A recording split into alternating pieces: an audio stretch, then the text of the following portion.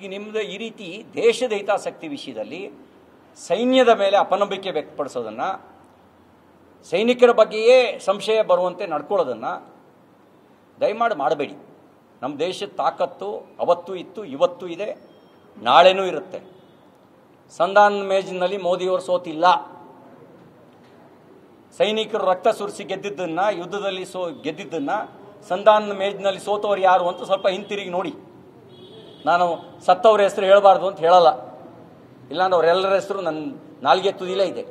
48ರಲ್ಲಿ ದೇಶದ ನೇತೃತ್ವ ವಹಿಸಿದಂಥವರು ಯಾರು, ಯುದ್ಧ ನಿಲ್ಲಿಸೋದಕ್ಕೆ ತಾಕೀತು ಮಾಡಿದವರು ಯಾರು, 65ರಲ್ಲಿ ಪ್ರಧಾನಮಂತ್ರಿ ಸಂಶಯಾಸ್ಪದ ಸಾವು ಅದರ ಫಲಾನುಭವಿ ಆದವರು ಯಾರು, 71ರಲ್ಲಿ ಸಿಮ್ಲಾ ಒಪ್ಪಂದದಲ್ಲಿ ಬೇಸರತ್ತಾಗಿ ಪಾಕಿಸ್ತಾನಿ ಸೈನಿಕರನ್ನು ಬಿಡುಗಡೆ ಮಾಡಿ ನಮ್ಮ ಸೈನಿಕರನ್ನು ಬಿಡಿಸ್ಕೊಳ್ಳದೆ ಇದ್ದಂಥ ಅಭಿ ಸೈಡ್ ತಗೊಳ್ಳೋದು ಬೆಟರಾ ಅಥವಾ ಅಪಾರ್ಟ್ಮೆಂಟ್ ತಗೊಳ್ಳೋದು ಬೆಟರಾ? ಚಿಂತೆ ಯಾಕೆ?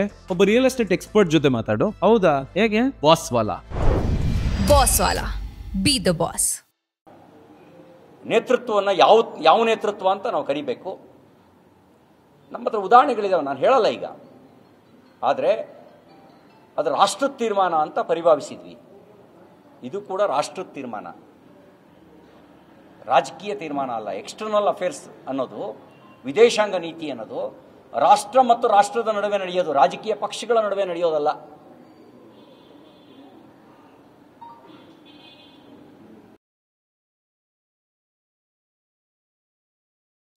ಪಾಕಿಸ್ತಾನದವರು ಸೆರೆ ಹಿಡಿದಿದ್ರು. 48 ಗಂಟೆ ಒಳಗೆ ಬಿಡಿಸ್ಕೊಂಬರೋ ತಾಕತ್ತು ಯಾರಿಗಿತ್ತು? ಈಗ ಪೂರ್ಣಬ್ ಕುಮಾರ್ ಶಾ, BSF ಯೋಧ, ಬಿಡಿಸ್ಕೊಂಬರೋ ತಾಕತ್ತು ಯಾರಿಗಿತ್ತು? ಬದಲಾಗಿರೋ ಭಾರತ ಇದು. ನಾನು ಇದ್ರ ಕ್ರೆಡಿಟ್ನ ಭಾರತಕ್ಕೆ ಕೊಡ್ತೀನಿ. ಇದು ಬದಲಾಗಿರೋ ಭಾರತ, ತಾಕತ್ತಿರೋ ಭಾರತ. ಇಡೀ ಭಾರತಕ್ಕೆ ಈ ತಾಕತ್ತು ಬಂದಿದೆ ಅಂತ ಹೇಳ್ತೀನಿ. ಅದರಿಂದಾಗಿ ಪೂರ್ಣಬ್ ಶಾನ ಬಿಡುಗಡೆ ಮಾಡಬೇಕಾಯ್ತು, ಅಭಿನಂದನ್ನ ಬಿಡುಗಡೆ ಮಾಡಬೇಕಾಯ್ತು. ಅದೇ ತಾಕತ್ತು ಅವತ್ತೂ ಇದ್ದಿದ್ರೆ ಭಾರತಕ್ಕೆ 93,000 ಜನರನ್ನು ಬೇಸರತ್ತಾಗಿ ಬಿಡುಗಡೆ ಮಾಡಿದವರಿಗೆ 54 ಜನರನ್ನು ಬಿಡಿಸ್ಕೊಂಬರಕ್ಕೆ ಆಗ್ತಿರ್ಲಿಲ್ವಾ? ನಾನು ಮತ್ತೆ ಹೇಳ್ತೀನಿ, ಸತ್ತವ್ರನ್ನ ನಾನು ದೂರಕ್ಕೆ ಹೋಗಲ್ಲ. ರಾಜಕಾರಣ ಮಾಡೋಕ್ಕೆ ಬೇರೆ ಬೇರೆ ವಿಷಯಗಳಿದಾವೆ, ಮಾಡಿ ರಾಜಕಾರಣನ. ಈ ದೇಶದ ವಿಷಯದಲ್ಲಿ ರಾಜಕಾರಣ ಮಾಡಬೇಡಿ.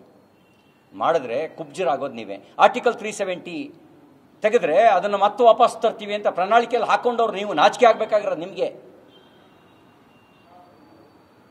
ನಿಮ್ಮ ಪಕ್ಷದ ಪ್ರಣಾಳಿಕೆಯಲ್ಲಿ ಹಾಕೊಂಡ್ರಿ ಆರ್ಟಿಕಲ್ 370 ವಾಪಸ್ ತರ್ತೀವಿ ಅಂತ ಹೇಳಿ. ಅಂದರೆ ರಾಷ್ಟ್ರಕ್ಕೆ ಘಾತಕವಾಗಿರೋದನ್ನ, ಕೋಮುವಾದಕ್ಕೆ ಉತ್ತೇಜನೆ ಕೊಡೋದನ್ನ, ದೇಶ ವಿಭಜನೆಗೆ ಉತ್ತೇಜನೆ ಕೊಡೋದನ್ನ ನೀವು ವಾಪಸ್ ತರ್ತೀವಿ ಅಂತ ಹೇಳ್ತೀರಿ ಅಂದರೆ ದ್ರೋಹಿಗಳು ಯಾರು ಅಂತ ಬಾಯ್ಬಿಟ್ಟು ಹೇಳಬೇಕಾ ನಾನು?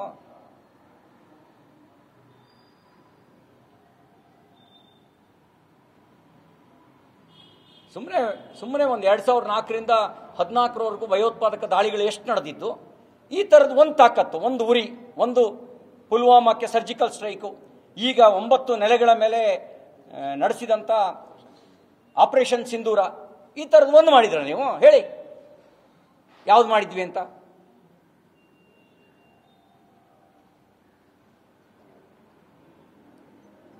ಸತ್ತವರಿಗೆ ಸಂತಾಪ ಉಗ್ರವಾಗಿ ಖಂಡಿಸ್ತೀವಿ, ಇಷ್ಟೇ ಮಾಡಿದ್ದು ನೀವು. ಈಗ ನೀವು ನಮ್ಮ ಪ್ರಧಾನಮಂತ್ರಿಗಳನ್ನ, ನಮ್ಮ ಸೈನ್ಯನ ಪ್ರಶ್ನೆ ಮಾಡುವಷ್ಟು ಮಟ್ಟಿಗೆ ನಾಲ್ಗೆ ಉದ್ದ ಬಿಡ್ತಾ ಇದ್ದೀರಿ.